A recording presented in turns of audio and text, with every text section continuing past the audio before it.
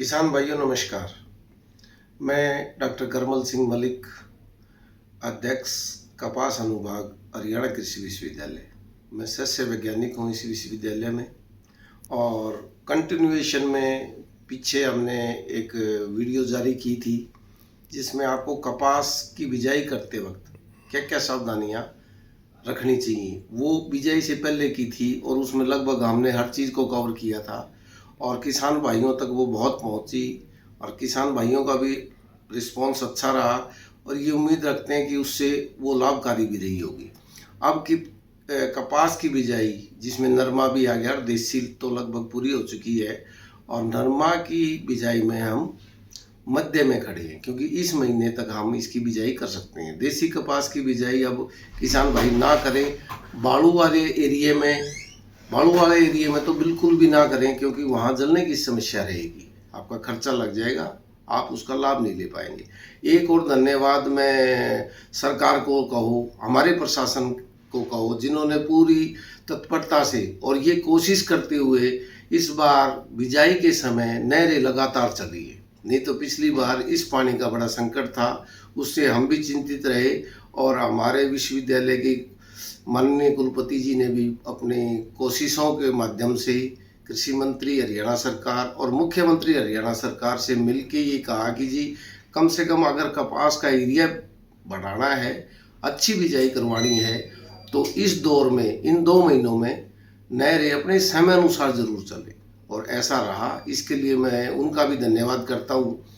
और अब हम बात करते हैं कि अच्छी पैदावार, हमने बिजाई तो कर दी, अच्छा बीज लेके हमने बिजाई भी कर दी और जर्मिनेशन भी अच्छी रही है।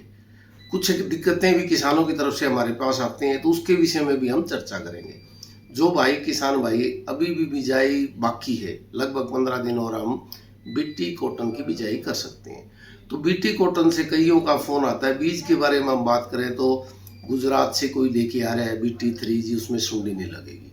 देखो, ऐसा कोई भी सरकार की तरफ से ऐसा कोई भी बीज जिसमें सुंडी, गुलाबी सुंडी ना लगती हो, अभी तक आया नहीं है। मार्केट में ऐसा कोई भी अगर आपको बता रहा है तो बेकार है या वो इलीगल है। जो विश्वविद्यालय मैंने कई जगह 46 जो बीटी कॉटन की वैरायटी जीनोटाइप्स हैं, वो एक लिस्ट है विश्वविद्यालय ने जारी की है, वो भी प्रशिक्षण के आधार पे हमने पिछली बार लगाए थे।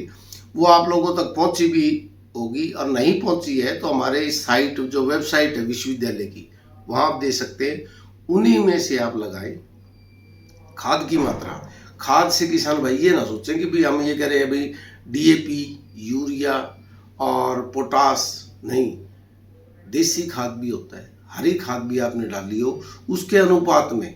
और अब आजकल दिक्कत क्या चल रही है, कई जगह किसानों के फोन आए जी DAP नहीं मिलता, तो आप लोग NPK ले सकते हैं जिसमें तीनों तत्वों की मात्रा बराबर हो या नाइट्रोजन की मात्रा ज़्यादा हो, उसका भी उपयोग कर सकते हो।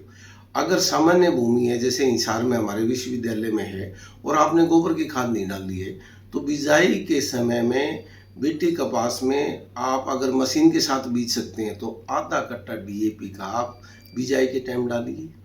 आधा जब बान करते हैं और आखिरी हैरो कल्टीवेटर सुहागा लगाते हैं, उसके बीच में आप आधा कट्टा यूरिया का और DAP जो बचे हुआ आधा वो पोटास, म्यूरेट ऑफ पोटास जो लाल खाद आती है 15 से 20 किलो। अगर आपने जिंक नहीं डाली है पिछली फसल, पिछली से मेरा मतलब है गेहूं या सरसों जो आपके खेत में थी, उस फसल में आपने जिंक नहीं डाली है तो 8 से 10 किलो, 8 कौन सी जो 4-4 किलो की पैकिंग में आती है और 10 किलो वो जो आप 10 किलो की पैकिंग में आती है। 10 किलो की पैकिंग आजकल कम आती है, कई जगह जिंक की आपको चिलेटेड दे देते हैं, वो नहीं, सिर्फ ये 2 4-4 वाली या 10 किलो वाली। अगर 10 किलो की पैकिंग है तो 10 किलो प्रति एकड़ डालिए और अगर 4-4 वाली है तो 2 थैलियाँ प्रति एकड़ नरमा की बिजाई BT2 जो आप बीजें उसमें डालिए। इसके बाद आता है भाई अगला खाद कब डालें, ये समय निश्चित नहीं है, आप मौसम के आधार पे, और जब आप पहला पानी लगा देते हो और कम से कम आपकी 1 से 1.5 फुट के आसपास कपास हो जाए तो आप खाद डाल सकते हैं और उसकी नड़ाई गुड़ाई कर सकते हैं। जो मैकेनिकल, जैसे हम ट्रैक्टर से उसकी गुड़ाई करते हैं, वो आप कर सकते हैं। एक जो आजकल समस्या, हमारे पास फोटो भी आते हैं, आपका पत्ता मुड़ा हुआ होगा, मुरझाया हुआ होगा। उसके दो कारण हैं। कई जगह पे अभी, क्योंकि एक एक महीने के आसपास की फसल हो चुकी है, उसमें थ्रिप्स की शिकायत है। तो किसान भाइयों से मेरा अनुरोध है, कई जगह फ़ोन आए तो उन्होंने कहा जी हम मोनो मार दें। तो कोई भी दवाई जो तक हम रिकमेंडेशन ना की हुई है उसको मत डालिए। अब जो बीमारी जो आप सोच रहे हो कि वो पत्ता मुरझा रहा है, तो उससे कोई दिक्कत नहीं आएगी। धीरे धीरे जैसे ही मौसम में परिवर्तन होगा वो अपने आप ठीक हो जाएगा। फिर भी आपको ऐसा लगता है नहीं जी दवाई वगैरह ठीक नहीं होगा, तो सिर्फ नीम आधारित निमिसिडिन आप डालिए 5 ml पर लीटर ऑफ वाटर। 1 लीटर पानी में 5 ml निमिसिडिन आप डाल के स्प्रे कर सकते हैं। तो जो थ्रिप्स, थोड़ा बहुत स्कॉर्चिंग, जिसे हम गर्मी का प्रभाव, पीछे तापमान लगभग 40 से ऊपर रहा है तो वो पत्ता सिकुड़ा हुआ है।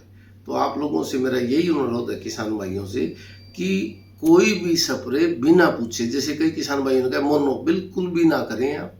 वो अपने आप ही 10 से 15 दिन में, जैसे अब 3-4 दिन मौसम ठीक रहा है, उसका पत्ता खुल जाएगा। वो सिर्फ थ्रिप्स का अटैक। तो ये जरूर ध्यान दें कि भाई आप उसमें कोई भी स्प्रे ना करें। फिर भी अगर आप ये मानते हो कि भाई स्प्रे कर लेने से कॉन्फिडेंस बढ़ जाता है, थोड़ा वो रह जाता है, तो सिर्फ निमिसिडिन, मोनो वगैरह या कोई और स्प्रे आप बिल्कुल भी ना करें। तो ये 3-4 चीज़ों का अगर किसान भाई ध्यान रखते हैं, आने वाले सिर्फ 15 दिन तक आप मिट्टी कपास की बिजाई करें। नहरें चल रही हैं आसपास के जो भी इलाके हैं, और बिजाई भी काफ़ी ठीक रही है। बीज लेते वक्त ये जांच लें कि जो विश्वविद्यालय ने सिफारिश किए हैं 45-40, उन्हीं में से आप बीज लें। उसके लिए आप वेबसाइट पे कौन से बीज हैं वो लिस्ट आपको KVK में भी मिल जाएगी। नज़दीकी जो भी कृषि विभाग का कार्यालय है वहाँ भी आपको मिलेगी। उस लिस्ट में से ही छांट के जो आपके पिछली बार ठीक रहा हो या आस पास आपने देखा हो, उसी बीज को, ये जो BG5, BG4, BG3 इस तरह का कुछ भी नहीं है, वही BT2 है। और अगर आप देखभाल, हमारी सलाह और आपकी मेहनत को अगर हम मिलाएंगे तो इस बार पैदावार कपास की आप अच्छी ले सकते हैं। इन्हीं शब्दों के साथ आप साइट पे नंबर, वो किसान भाइयों के लिए होती है, हिंदी में होती है, वो आपको हमारी वेबसाइट से मिलेगी। उसमें जब फार्मर पोर्टल जब आप खोलेंगे तो वहाँ पे वो एडवाइजरी आपको हिंदी में मिलेगी। उसका अनुसरण करते हुए आप अपनी पैदावार को बढ़ा सकते हैं। किसी भी अधिक जानकारी के लिए आप टोल फ्री नंबर आपके पास है, हमारे नंबर आपके पास है। पहले आप फ़ोटो खींचिए, हमारे पास व्हाट्सएप कीजिए।